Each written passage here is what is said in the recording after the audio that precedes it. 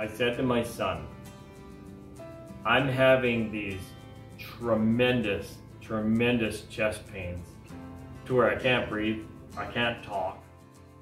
You better phone 911. I'm really in trouble.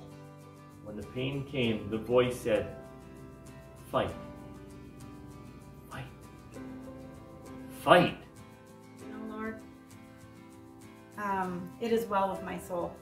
And I give myself to you. I give Barney to you. I just pray that if you can, you will take his pain away. Hello everyone. Welcome back to Testimony Tuesday. We're glad you could make it here today. I'm Sandy. And I'm Barney.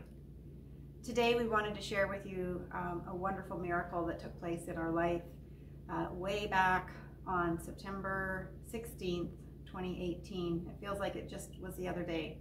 But Barney had a serious heart attack, and it's absolutely a miracle that he's here with us today. And actually there was multiple miracles that took place, and we want to share those with you now. So it all started off on a early morning hunting trip. My son and I were going to go out on a hunting trip planned for Sunday morning, early, in the dark. We were going to get Sandy to drive us to a field and drop us off. But previous to that, my son gets a call earlier in the week and says he cannot come. He has to work. Couldn't make it. And I was just like, okay, oh well, I'll put it off for another time. After the phone call, I said to Sandy, I said, I've gone hunting lots by myself before. I love it. I'll go again by myself. I'll go this day by myself. Well, I think God had a hand in this. Big hand. Many hands. Because the next thing that happened was on, I think it was Friday night, our son phoned. Saturday is our Sabbath. Our son phoned Friday night, I think it was. And we're going to call him Buddy. Buddy calls on Friday night and tells me, guess what? I don't have to work Sunday. I said, great. Hunting trip's back on. I was going to go to the same place. We're still on same whole exact map that we were on before. So we did. Sunday morning early, Sandy drove us to the field, dropped us off in the dark.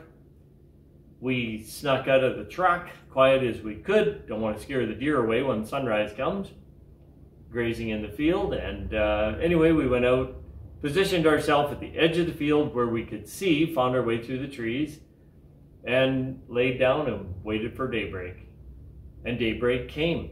And of course, that's when the deer just pop out. And we were going to get a deer. Well, funny thing happened. No deer popped out. So we waited, nothing happened. And then we went and we said to each other, well, let's walk down the way here around this little road. I know there's another field over there owned by the same farmer. Let's go check that out. Okay, we had nothing else to do. So we went for a walk and we went and checked that field. Not a deer in sight. Nowhere. Never saw anything. We were coming back towards the field we were dropped in, and I said to Buddy, I said, better give Sandy a call and get her to come pick us up. We haven't seen anything. Okay, so she gets a call. Okay, I'm on my way. And we're walking back to our pickup spot where she dropped us off because she didn't know the area.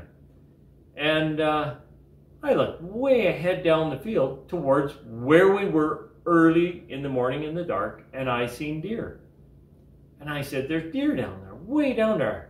I think they're whitetails, and that's what we were looking for that day.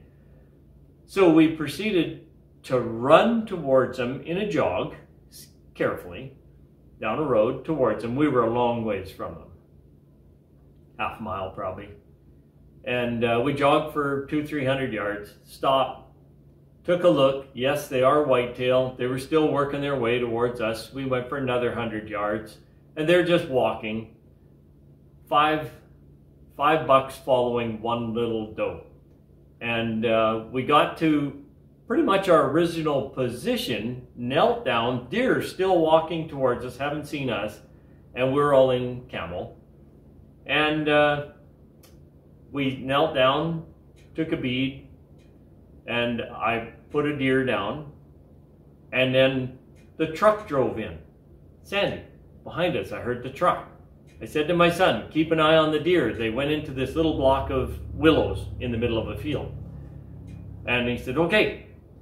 So I ran back to the truck now, tell Sandy, better give us an hour. I just put a deer down and our buddy is going to get one here right away.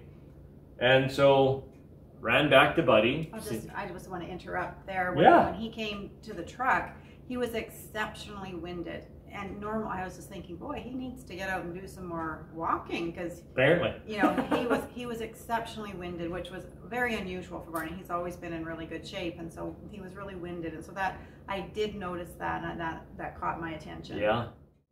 So I ran back to Buddy.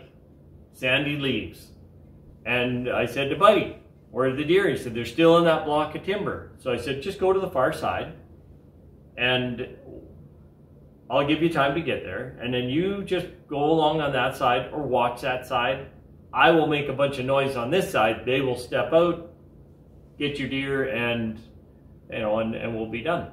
And that is exactly what Buddy did, and he knew where I was. We had this planned. It was very safe. He knows exactly where I am. So I make a bunch of noise, and sure enough, I guess the deer stopped out because stepped out because I heard bang. And I just said, "Did you get one?" And he said, "Yes." I said, "Great, I'm coming over." So I walked around and I said, "Where's your deer?" He goes, "Right there." I said, "Perfect." And the rest of the deer ran away.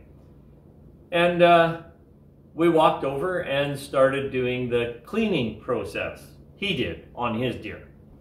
And I mentioned to him, I said, "Man, my granola didn't sit well for me." I ate granola at about 5 o'clock, a bowl full, so I had something in my tummy, and I got right here, indigestion, really bad. I was like, wow, I never get indigestion from that. I'm gonna have to watch that in the morning.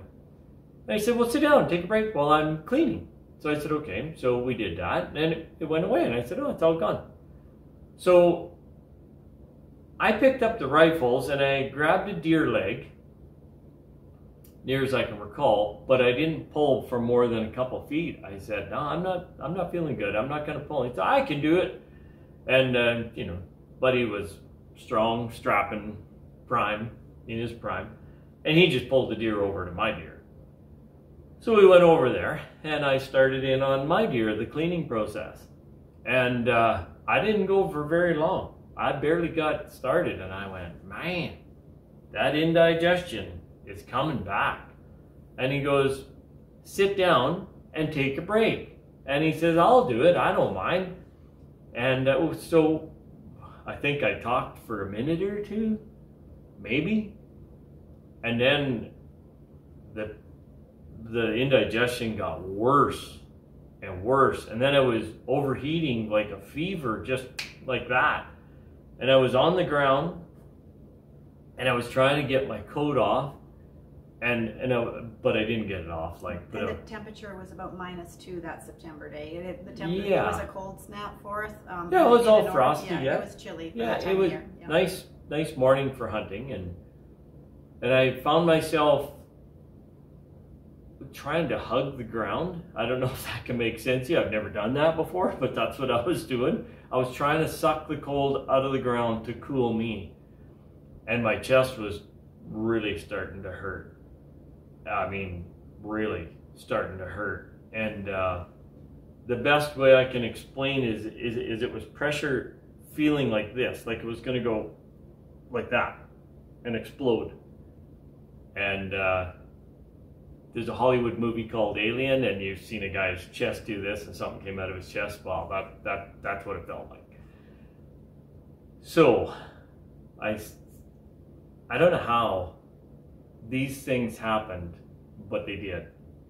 I said to my son, "I'm having these tremendous chest pains to where I can't breathe, I can't talk."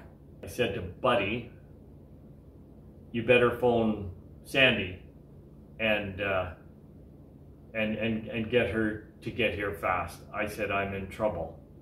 and I didn't know what, but I knew I was in trouble. And but he did that. And then I said, you better phone 911. I'm really in trouble. And the pain was getting so intense. It kept increasing. And it would be like a woman that was, I don't know what they feel like, but I've seen my wife have her contractions, and I would say it's similar to that. It just was greater, just this pain, and it feels literally like your chest was going to explode. Well, when that pain was going on, I heard the audible voice in my head of an angel or my Lord, I'm not sure. But the voice said, when the pain came, the voice said, fight, fight, fight. And it made sense. So that's what I did. And then the pains, the contraction feelings would end. And then I could hear, relax, relax, relax. And that's what I did. And I heard that voice every time. I had already started on my way back because I think it was time, or you had called me. I can't remember how that worked. But anyway. Buddy had given you the call. Right. So Buddy is our son. I know Barney keeps saying my son, but Buddy is our son. I'm sorry. That's okay. I get to take part in it too. We also have bigger part. We also have had a little girl, and but out of respect for them, we would just like to not mention their names. So our son is Buddy, and our little girl has always been our princess, and so we just are going to name her for the videos Princess. So anyway, Buddy had called me, and I was already well on my way by the time Barney realized he was having a heart attack. He had called me and said, Mom, you need to get here. I think Dad's having a heart attack. And I was only a minute away. And so it was just this little back road, you know, it was like fences and trees. Backfield road. Yeah, it was on somebody's property, gave us permission to hunt on their land. And so there was fences and stuff, but fortunately the field that they were in, the fence was down. I kept going. Went to our meeting spot and they weren't there. And so I started honking, honk, honk, honk, just trying to, where are they? I was in my brain. I was starting to get a little panicked because all I could see was grass and trees. I couldn't see anything from the road, and I didn't know now where they were because they had gone for a walk. I didn't know where to go look for them, and so I knew the best place was just to keep putting along the road and just to keep going real slow, and I kept honking just so they knew, because I mean, of course they probably could hear me, but I didn't know they could hear me. Excuse me. So then I got to the end of the road and I backed up, and I was just going to turn around and start going back the way I came. And so I turned around. I was just going to go back and forth. That was my plan until they came, because I didn't know how far they had to come from. So anyway, Buddy, I saw him coming with the phone to his ear. He was talking to 911, and he's flagging me down. And I got out and I said, where do I go? And he goes, Dad's over there, and so let's get the truck. And I was just like, well, I need to come up over this. It was a ditch and a little bit of a hill, and there was debris there and a bit of down fence and stuff. So we had to do a quick cleanup so that I didn't get the truck caught up. And the last thing we need is for the truck to be stuck when we needed it as an ambulance now. So anyway, we got through. He was on the bumper pointing the direction, and I managed to put it in 4-wheel drive and just get up and get into the field. And from there, it was all flat.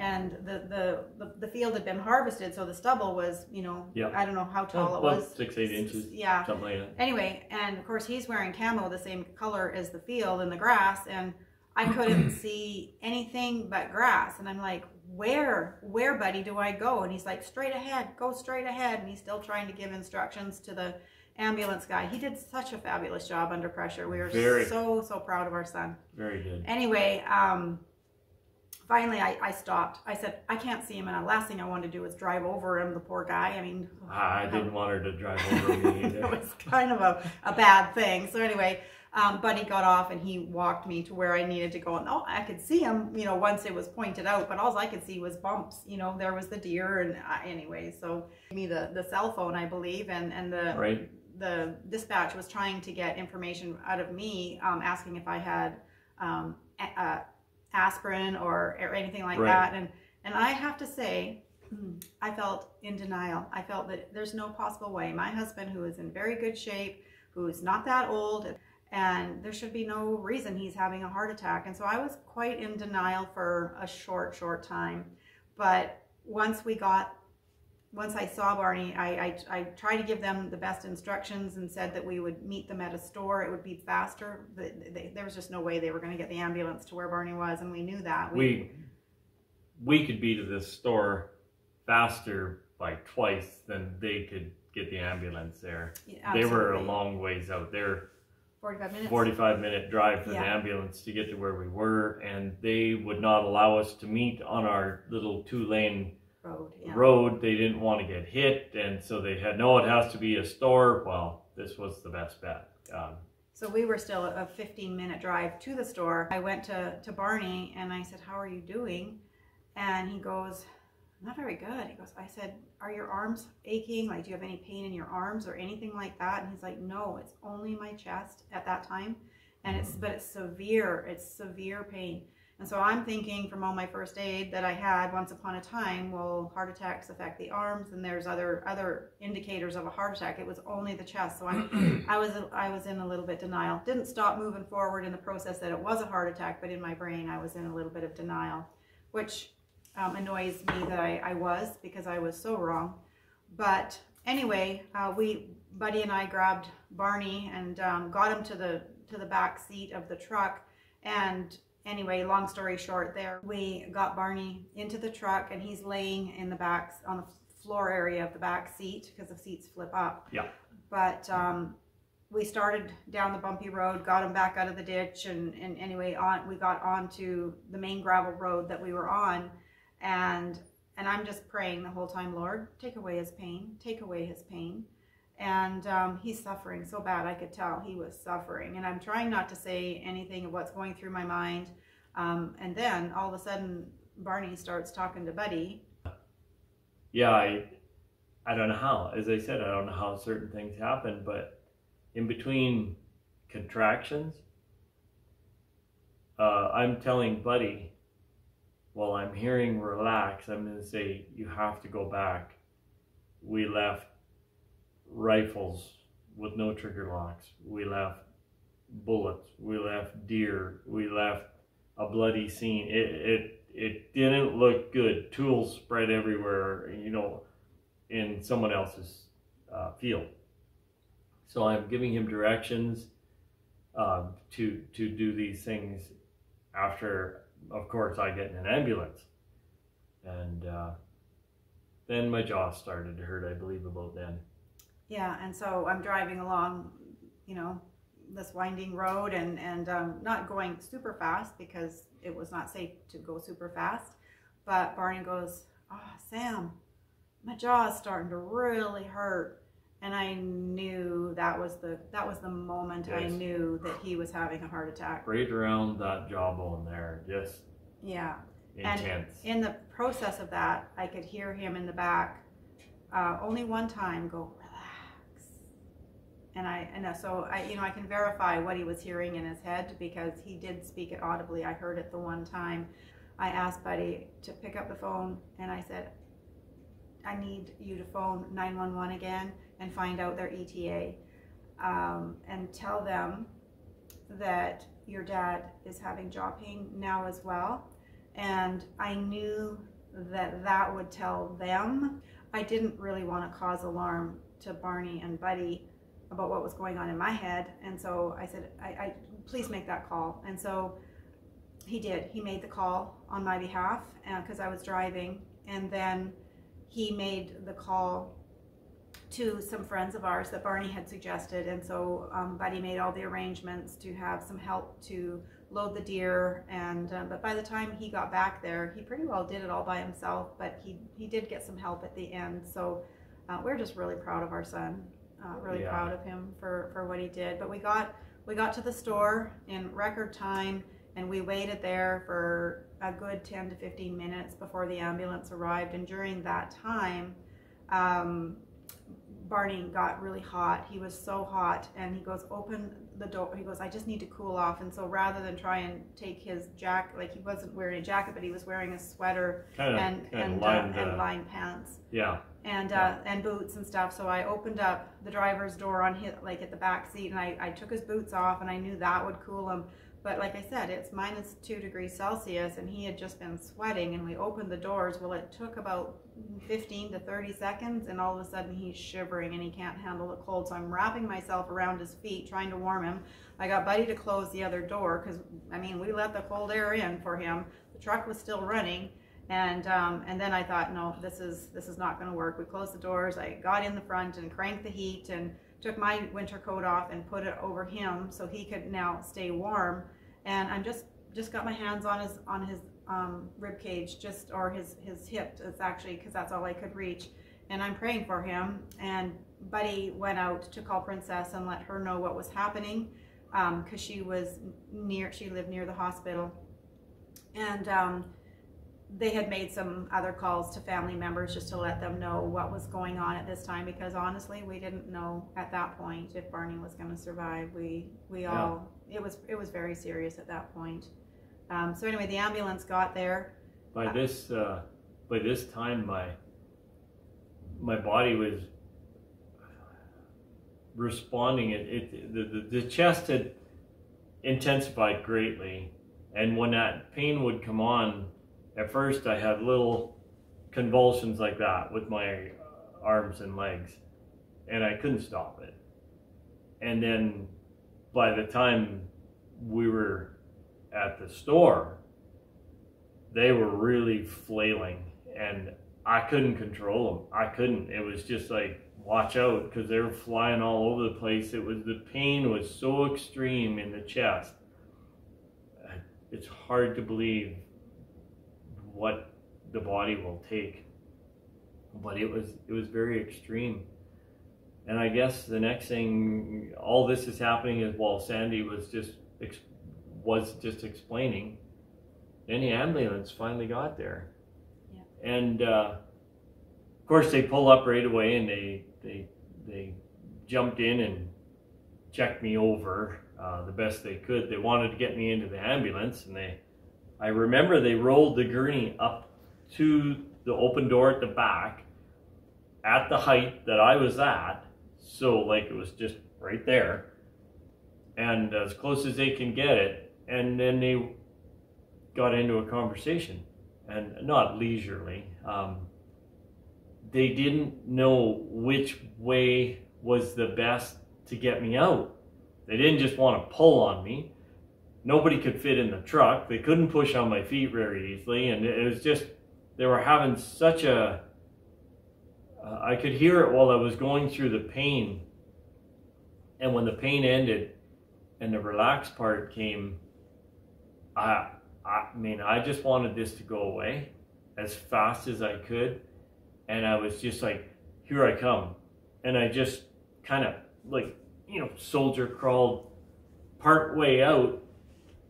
I remember getting my arms to the gurney, and then they just grabbed me because I was coming then. So then then I was onto the thing and into the ambulance. They just checked him, and they said, we'll be right back. And so they took Barney into the ambulance. They checked him over, came back, probably, it seemed like forever, but it was probably only 2 or 3 minutes. And they said, he is for sure having a heart attack, and we are going with lights and sirens back to the hospital, 45 minutes away. And don't try to keep up with us. And I said, no, I'm not. I said, we had to deal with the deer. And so I had to take Buddy back. And so he needed the truck, and I was going to take his car. So anyway, and we lived still 20 minutes from there. So I was a long ways from getting to be with Barney at the hospital. So we had to deal with these things. And plus I knew I had his boots. He didn't have clothes, like winter clothes. The temperatures were cool, so I knew he had to have some clothes for a hospital stay. And so anyway, there was a lot of things that had to be taken care of at that time. So on the way back, though, I'm really glad I didn't follow them, because at one point they did pull the ambulance over. Yeah, well, I had to step back just a little bit. When we had left the field and these guys were driving me to the store, and I was giving Buddy information, like I was giving him names of people to call to help him. Like, who thinks of that at a time like that? Like, I don't think that was me at all. But now we're in the ambulance, and we're headed for town, and I can remember seeing the ceiling in the ambulance and having the paramedic lady working on me, and she was trying to get, I guess it was for an IV, into my arm or whatever, and I'm not a big guy, and I'm not big and powerful, but she couldn't get it in, because the contractions, I'll call them contractions, were getting so hard and so intense. Like, I thought they were intense when they started, but they were intense. They're getting worse when they ended. Mm-hmm. And she told the other guy, the man driving, she said, pull this thing over and get back here and help me hold him down so I can get this needle in, because they were coming more often. They couldn't hold me down with the two of them, and she finally, I believe it was her that said, we have to get him to the hospital. Just go now. So they got him to the hospital and started working on him, and Princess arrived with her family, and she was actually able to go in and be with Barney.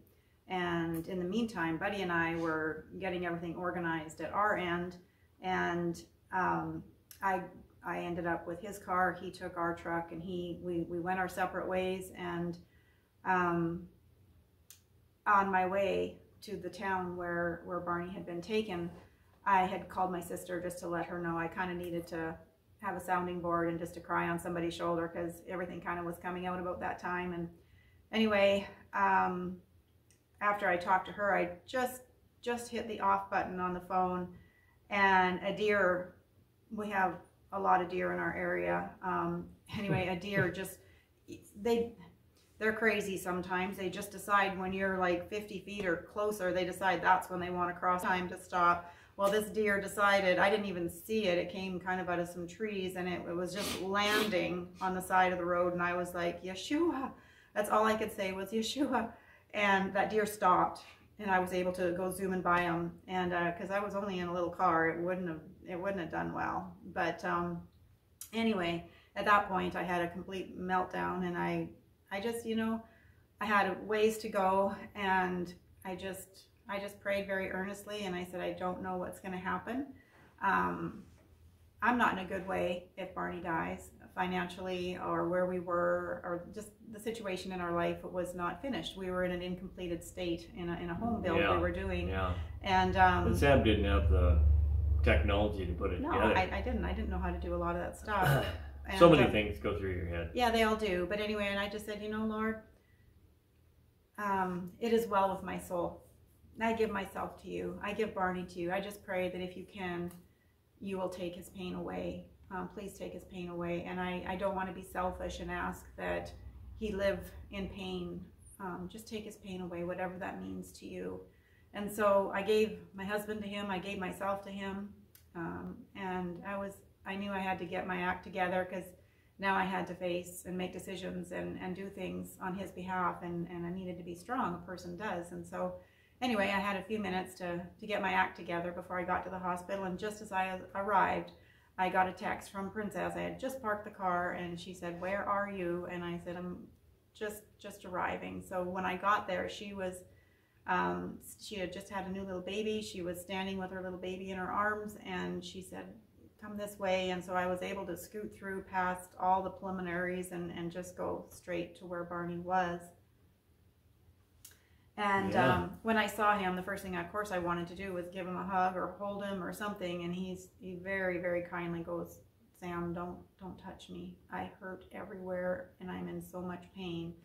And the doctor at that point then, and plus he's still covered in blood. We forgot to mention that. The ambulance people were just like, he's covered in blood from cleaning his ear. Where's the hole? Yeah, they were wondering where the wounds were, and get to the hospital, and everybody was like, where's he bleeding? And it was just like, no, this was a hunting. This happened during hunting. And so anyway, so I when I got there, basically, Barney and I, the first thing we did, there was nurses and you know, people standing around, and I just looked him in the eye. Working on me, and I just said, I'm still having convulsions. He actually started the conversation, and he said, "I don't know how this is going to end, but," he said, "if it's my time, I just want you," he goes, "I'm really sorry to leave you the way, you know, things are, but," he goes, "if the Lord's calling me," he goes, "I'm at peace about that." And I said, "So am I. I'm at peace too." I said, "No matter where we are in our, you know, our house build or the renovation we were working on, no matter what. No matter where you are in life." I said, "I'm at peace too. I know that God's got this, and he's going to take care of the situation." And so we said our goodbyes, but right in front of everybody. We said our goodbyes in case we didn't see each other again. Through a lot of tears. But I think there's something there that God had to have us do. And that was to solely trust him. Amen. Solely trust him alone. I couldn't rely on Sam. I couldn't rely on Buddy, the ambulance people, the doctor. I had to rely on the Lord, and so did she. Yeah. It's a pretty awesome place to be, actually. When things are so out of your control, it's a pretty awesome place to be. It gives you such peace during the storm, you know, during that storm. But anyway, the nurse was really awesome nurse. She looked at us and she said, "You guys got him here soon enough. He's going to pull through."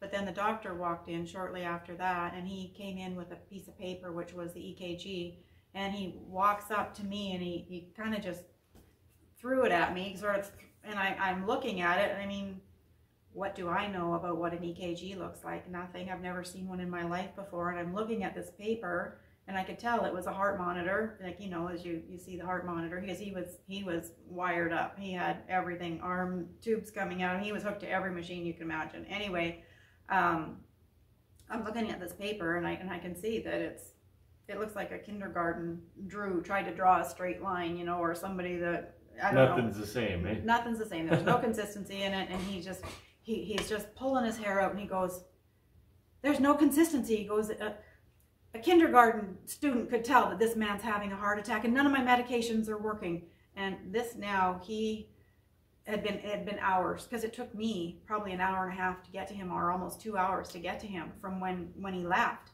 So he had been having these very serious heart contractions in his chest for hours and hours. And he goes, "I don't know what to do." He goes, I don't know what to do. And then Barney tells me, he goes, "Sam, phone my boss and tell him I won't be at work tomorrow." You know. Where did that come from? Yeah. And I'm just like, okay, if that's what you want me to do at this moment, I'll do it. So I went out into the hallway. I'm still having contractions, and in the relaxed moment, that's what I tell her. I'm not going to be at work tomorrow. I might not be there tomorrow, let alone be at work. And it's amazing. They couldn't stabilize my body.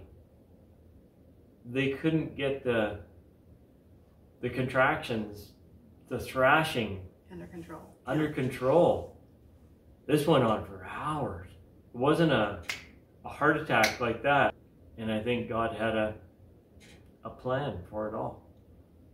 Something that Barney didn't mention was that when he was in the field, he asked the Lord, "Please take this pain from me." Yeah, sorry, I forgot that. When I was laying in the grass, and I believe it was when Buddy went to direct Sam here in the truck how to get it into where we were at, and they had to clean that ditch, as she mentioned, to get it through. The pain was so extreme, but it only got worse from there. I thought that was bad. And I remember in the relaxed moment, as the pain started to fade, I asked the Lord, I said, "Lord, I used his words. I said, could you take this cup from me? And he said, I cannot. You have to endure it. I never asked again. I did.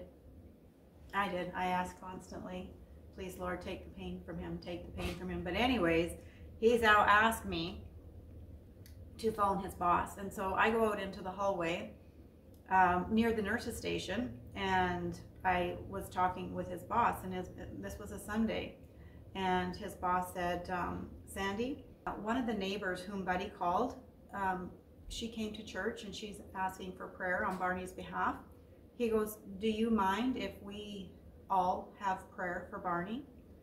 And the thoughts that went through my mind were, I don't want the whole community to know what's going on in our family. That was the first thoughts.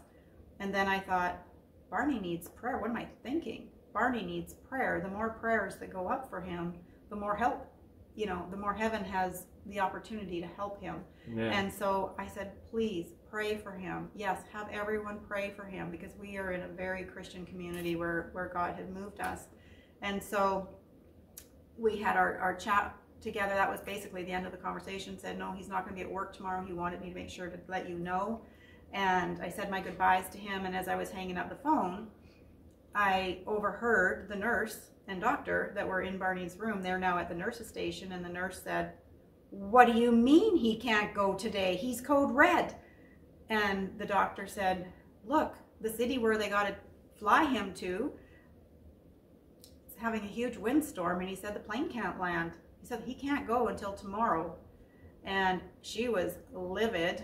He was flustered. And I knew they were talking about Barney. And so I went back into the room, and he started to be able to talk a little bit. It wasn't long after that he calmed right down. It was after we had asked for prayer that he stabilized. Yeah. It wasn't the medications that stabilized him, because the doctor said, it won't work. Nothing's working. We cannot get rid of the blockage. We can't, nothing's helping. It was only moments after we had asked for prayer from the church that Barney started to quiet down, and we could actually hold hands, and he could carry on a proper conversation, and the pain left him at that point. It was 4 hours. 4 hours of the most severe pain he's ever experienced in his life.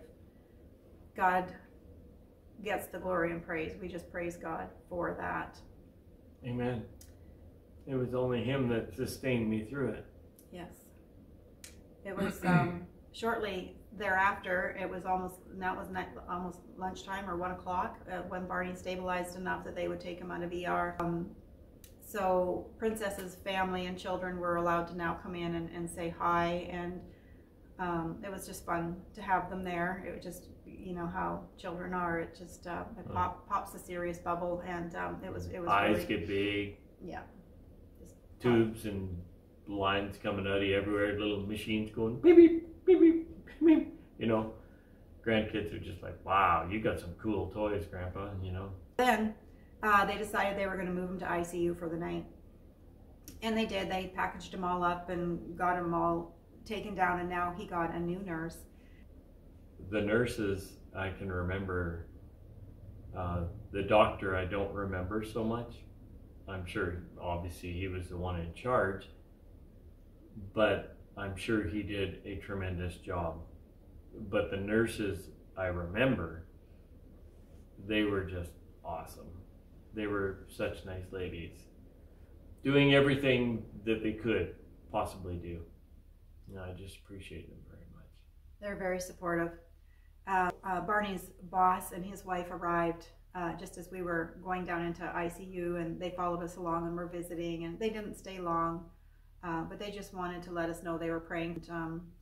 They gave us a little bit of help financially, which was a real blessing, and we sure appreciate them and praise God for their kindness. When we got back, Barney was still doing very well. Princess had come back, and so it was just the 4 of us with her little tiny baby that she had with her, and we were all visiting, and Barney was saying that he was thirsty, and I went to get him some of those ice chips because he wasn't allowed a lot of food, And no food, just ice chips. Yeah. So anyway. But the diet. Yeah. So as I was going by the ICU nurses station, the young nurse that was there, she was going, "This is amazing." And I mean, she doesn't know me, and I didn't know she was actually speaking to me. And she goes, "This is amazing. I can't believe it." And she goes, "His troponin count." And I had no idea what troponin was. I didn't know what a troponin count was. I didn't know. Sounds something like a trampoline. And I said, "Well, what is it?" You know, because I just felt that she was telling me of some kind of a miracle. By the expression on her face, I thought that some kind of a miracle had just taken place, and I wanted to know what it was. And she goes, "His troponin count is 17,000. And I went, "I don't know what that means. Is that good? Is that bad? I mean, I don't know what that means." She goes, "This is incredible. Like, I can't even believe what I'm seeing." Like, she was absolutely, that's how she was talking. Like, she was astounded. And I said, "Well, could you go tell my family what you're learning?" Because, you know, it really meant nothing to me. I did not know. I just felt it was some kind of a miracle. And anyway, I got the ice chips, came back for Barn, and she was just telling them all that he had done very well, that he had suffered very severely, but that he was doing very well now. Barney was stable for the night, and we all went our separate ways to our homes. And the next morning, I think I was supposed to fly out, wasn't it, next morning? Next morning, he was weather provided. He was supposed to fly out. I got there. I got up at 5 so I could be at the hospital for 7. And yeah, because there was maybe that possibility he could fly with me. There was a chance, yes. It was a very, very tiny plane, hardly big enough for a gurney. Medevac plane, that's all they pretty much fit. Yeah, and then 2 attendants, and so, and maybe there's 2 extra little chairs there, I guess, is what they had. But as it turned out, they were taking extra paramedics, and I was unable to go with him.